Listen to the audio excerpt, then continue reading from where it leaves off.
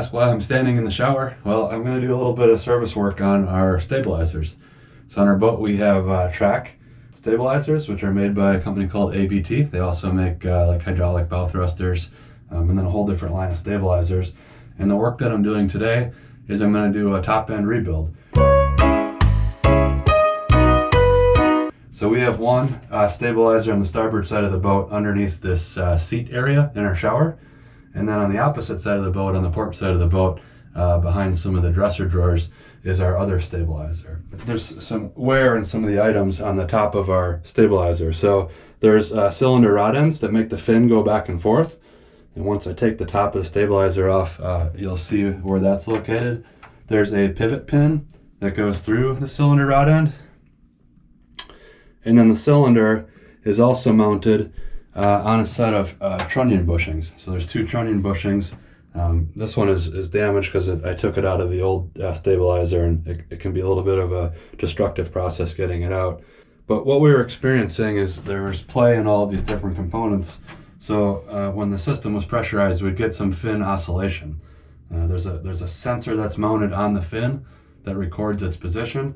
And then there's a hydraulic actuator that that moves the fin to the intended position. So if there's any slop, sometimes between the position sensor and the hydraulic actuator, you can get some oscillation just because there's play in the system. First thing that I'm going to do is I'm going to pin the fin in the 0 position before I start pulling the top plate assembly off. So our stabilizers don't have a locking pin. So to move it to the 0 position, I can actually move it by hand. So you'll see I'm actually moving the entire fin right now. So what I'm going to do is I'm going to move this fin until I can insert a pin into this hole, which will keep it in the centered position while I take the stabilizer apart. And I'm going to insert it, and now I have the stabilizer locked in the 0 position. This can also be a good time to actually find out if you have some play in your component. So while it's locked, if you can take the cylinder and move it around, so right now I can actually move the cylinder, so that's the slop and the trunnion bushings that it's mounted to. And then you can also, when you're moving it back and forth, if you put your finger on the cylinder rod end, you can feel if there's slop in that component as well. So if you want to diagnose the parts prior to ordering them, that's a good way to diagnose it. So now that we have the fin zeroed, now we can start taking the assembly apart. But the very first thing I want to do is I want to go up in the pilot house and just make sure that the readout shows that the fin is in the 0 position as well. So up in the pilot house is the controller for our stabilizers. So these bar graphs right here show the position of the fin. So you'll notice that the port fin right now, since it's not pinned, that bar graph is all the way up, which means the fin has drifted all the way to the extremes in one of the positions. But the starboard fin is the one that we're concerned about because that's the one we're going to do service work on right now.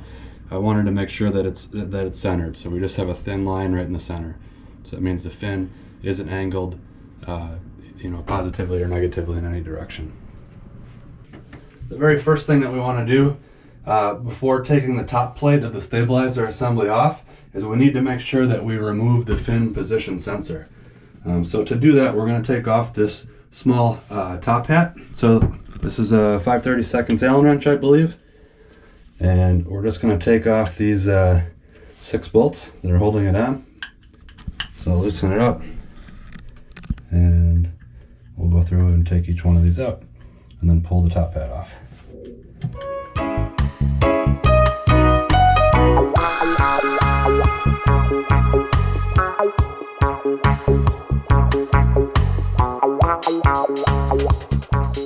So once you've removed the 6 socket head cap screws that are holding the top cap assembly on, then you can simply just lift straight up on this and it'll come off, just like that.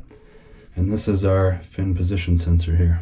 The next thing we're going to do prior to removing the fin position sensors, I'm going to take this cover plate off.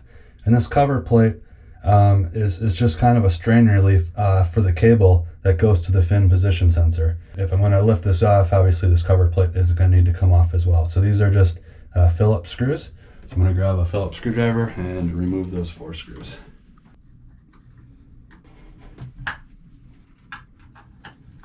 Okay, once those 4 screws are removed, then we can lift off the plate And you'll notice that the cable is just going through a path, and that's providing some strain relief so that nothing pulls on the cable at all.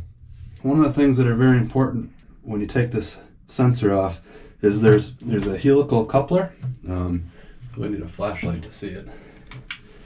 But there's a helical coupler, and this is basically a misalignment coupler, just because the sensor may not necessarily be perfectly concentric to the shaft on the top of the fin. So this coupler provides sort of some misalignment, and on the top and the bottom there's clamps. So one of the clamps on the top attaches to the shaft on the fin position potentiometer sensor, and the clamp on the bottom is clamped onto a shaft on the top of the fin. So I'm going to leave the top one alone. The only one that I want to loosen up is the one that's connected to the fin. And there's also some Sharpie marks on here, which is helpful. So when you put it back together, at least it gets you within the correct orientation. And then you'll need to fine tune it by having someone up at the pilot house watch that fin position readout. So we'll go over that when we put it back together. But for now, let's go ahead and take it apart. So I'm going to grab a small Allen wrench. All of the hardware except this bolt are standard or imperial fasteners. This is a metric fastener, so you need to have a set of metric Allen wrenches to do this. It's a small, I think it's the 0.5 millimeter wrench, 0.050.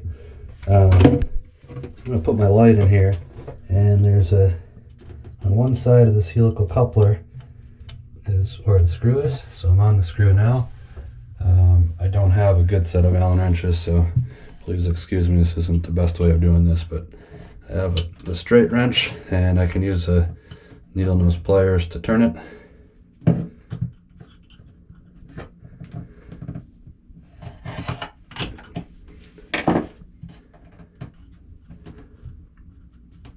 Pull it out and get another turn on it.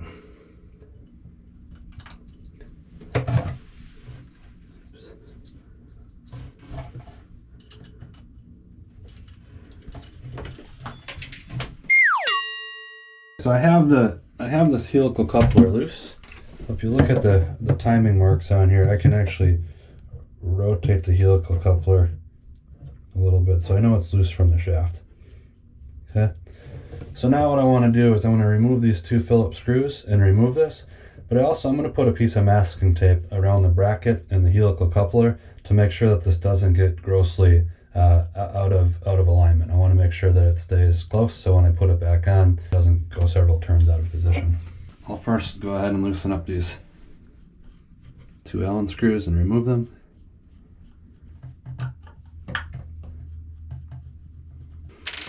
Then I'm just going to grab a piece of masking tape. I'm just going to go around the bracket. I'm going to just make sure I tack it onto the helical coupler. So you'll see this helical coupler just has a split cut in it, so it's connected at one side and the bolt draws in the other side, so that's how it clamps on the top of this shaft, and this shaft is right on the top of the actual stabilizing fin. So I'm just going to carefully place this out of the way for now, so we're not disrupting it or bending it. And then now we're ready to take the top plate assembly off of the stabilizer. So there's just 5 bolts that hold it in place. So I'm going to get an appropriate Allen wrench to take those socket head cap screws out, and then we can lift the whole top plate off.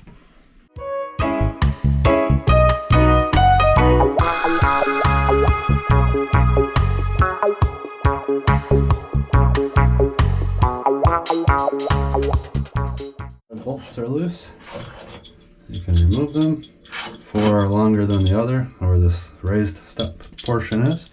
So I'm just going to place these off to the side, and then you can go ahead and lift this off. You just want to make sure you pull up straight. There are a couple dowel pins in the trunnion bushing that you're kind of fighting against, so it's easiest to just sort of lift up towards the top and lift off nice and straight, and the plate comes off. Here's the 2 dowel pins that hold it onto the stabilizer plate. And then this is one of those trunnion bushings that we're repairing. This arm right here is connected to the stabilizer. So this shaft comes through the boat, and this yoke is spline. There's a spline on that shaft. So this yoke is connected to the stabilizer, and then this cylinder extends and retracts to make this yoke turn. and then ultimately, changing the rotation or the attack angle of the stabilizing fin. So this cylinder, obviously as this is extending and retracting, needs to be able to rotate.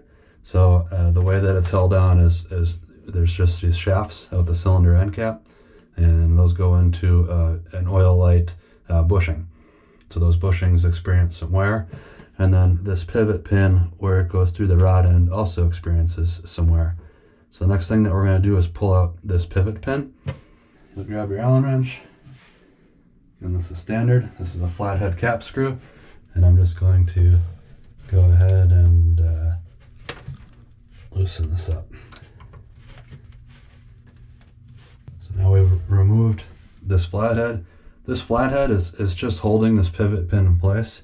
So the angle of the flathead sits up against an angle on the top of the pivot pin. So it's just allowing the pivot pin to not retract itself out. The next thing that we want to do is pull the pivot pin out. So there's actually threads in the pivot pin, and if you had a slide hammer, that would probably work out pretty well to remove the pin. I haven't needed a whole lot of force to remove it, so I found that if you put the flathead back in here and you kind of use that to lift up on, and you can even sort of pry against the yoke a little bit, that's a pretty good method for removing the pivot pin.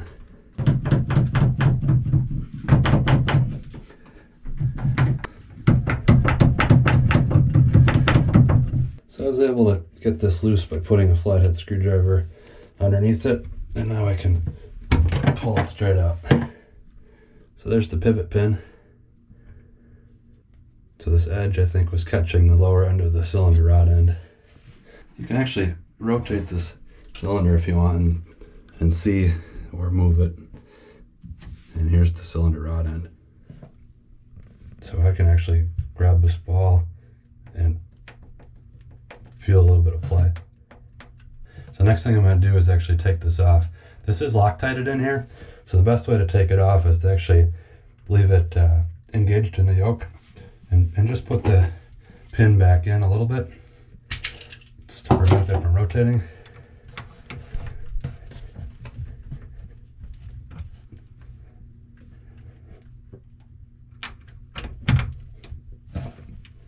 Like so.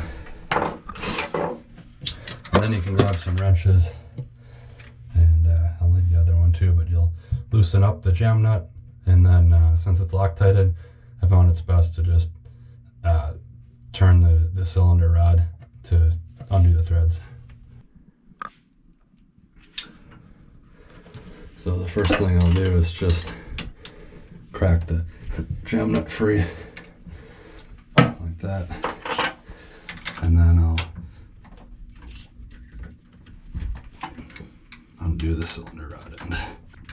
So this will fight you kind of the whole way out just because there is Loctite on the threads, but you'll see that I'm starting to create a gap here, so it's coming apart.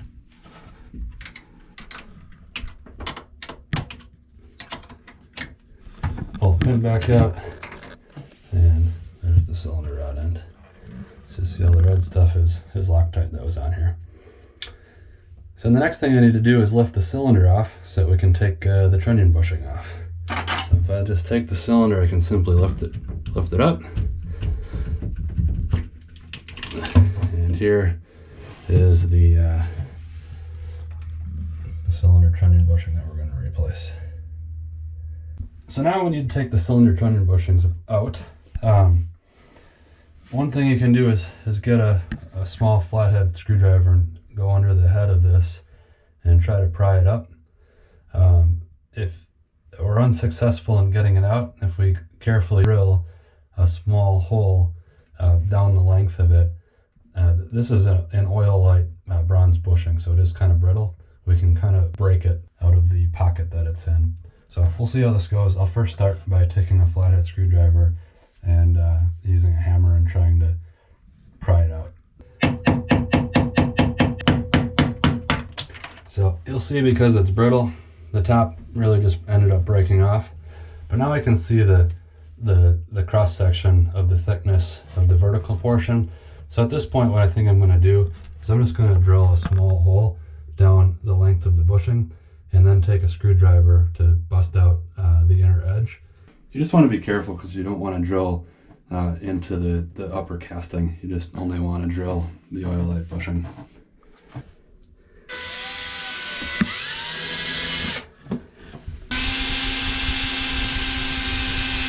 Alright, so I've successfully went through the bushing. Now I'm going to take a flathead and a hammer and going vertically where my drilled hole is.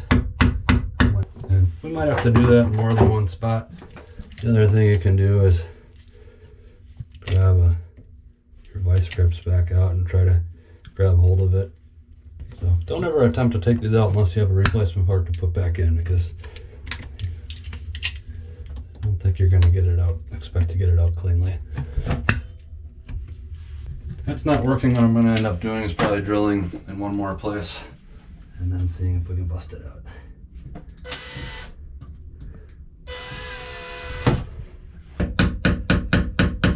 It's broke enough of the bushing up that now it ends up pulling out of the hole fine. I'm just going to get a vacuum cleaner and clean out all the remaining bits that broke off of it. The components are real tight tolerance. If there's any debris when you try to put the components back together, you're just going to end up fighting that. So I want to make sure all the holes where the pivot pins are going to go in, where the trunnion bushings are going to go in. You want to get everything nice and clean. So spend a while getting things clean while it's apart. Everything's mostly clean down here. Before we put it back together though, we're going to take this top plate that we removed earlier, and I need to go ahead and get this trunnion bushing out as well. So I'm going to go out on the dock and do that. I'll bring my hammer, a flathead screwdriver, and I'll probably bring the drill as well, just in case we need to remove it the same way.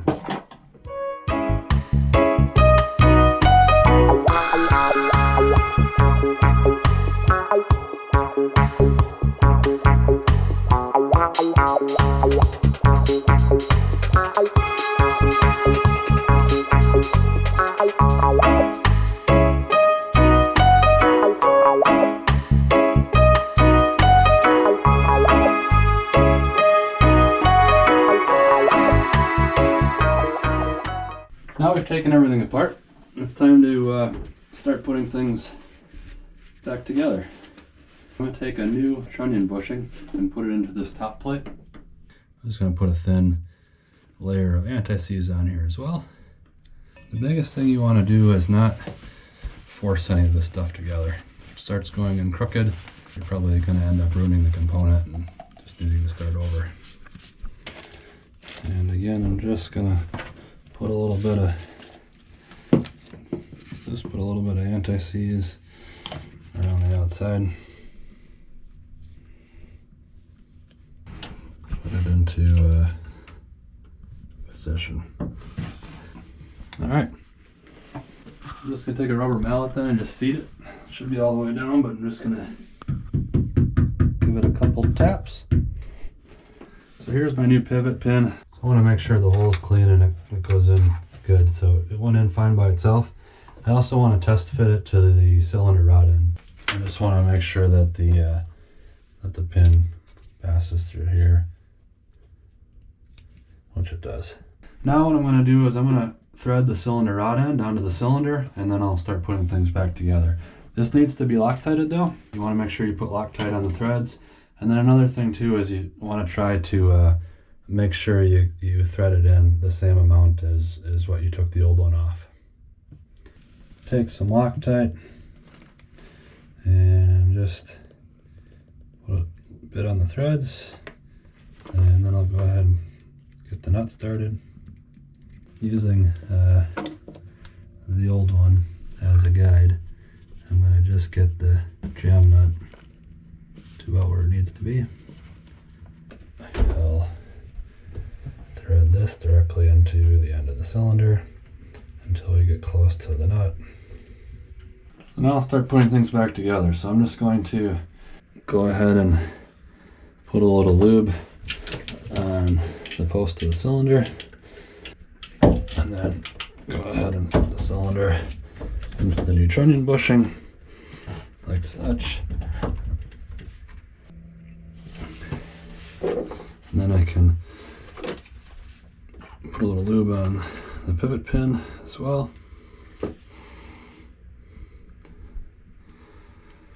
And I'll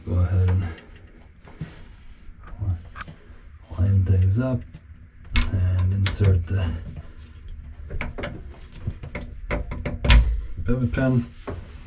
So pivot pin's in. Now after the pivot pin is in, the next thing I'm going to do is just tighten up this cylinder rod end. So I'll grab my 2 wrenches and I'll hold the cylinder, and I'm going to tighten the jam nut against the end of the cylinder. Now I just need to reinstall the flathead that holds the pivot pin in place, and I'm actually going to put a little bit of Loctite on that as well. Just thread the bolt in place and tighten it up. Now I'm ready to put the top plate back on.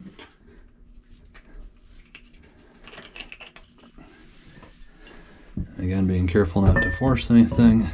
I'll start the alignment, and then should just drop right on, and then I can replace the socket head cap screws that hold it all in place.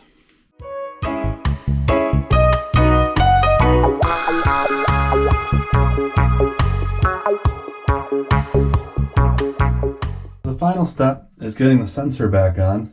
And if you recall, we have the fin pinned in the 0 position, so we want to make sure that when we retighten the sensor, that the sensor reads the 0 position. So the sensor needs to read the fin being in the exact position that it's in. So I'm just going to carefully take this cable, go back through this sort of wire path, then I'm going to set this in place. Then I'm going to replace these 2 screws. And then we're going to need to make sure that we rotate the coupler until the pilot house sensor reads 0, and then we'll tighten it up. This will be a 2-person project. Elizabeth will end up going up to the pilot house to tell me when things are in the 0 position, but they do make a cord that you can connect up in the pilot house and bring down to the area where you're doing the service work with a couple LED lights on it, so that if you're by yourself, you would know when you're in the 0 position when to tighten the sensor. First, I'm going to replace the 2 Phillips screws and hold the bracket in place. So while Elizabeth is in the pilot house, what I'm going to do is just carefully rotate this, and it doesn't take much. And she's going to let me know when it reads 0. When it reads 0, I want to tighten up that bottom clamp.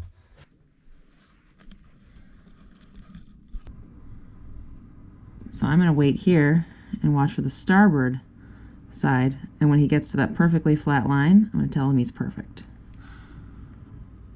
Good. Good. Yeah. All right, it's all screwed in. Yep, so it's tight. You can see if I actually put a little pressure on my finger, I can't turn it. Cool. So it's tight. So now I'm going to replace this wire cover and then replace the top cap. I'm going to vacuum up, do a little more cleaning, and call it a well done project. Shawn, what would you do without my assistance? I'd be completely lost. Yeah.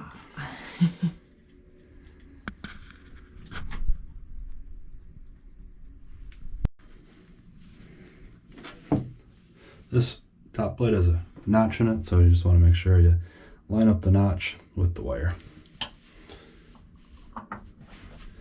There we go. Nice part about this project is when you're done, you're in the shower, so you can just clean right up. That we won't. We're not gonna film that. No.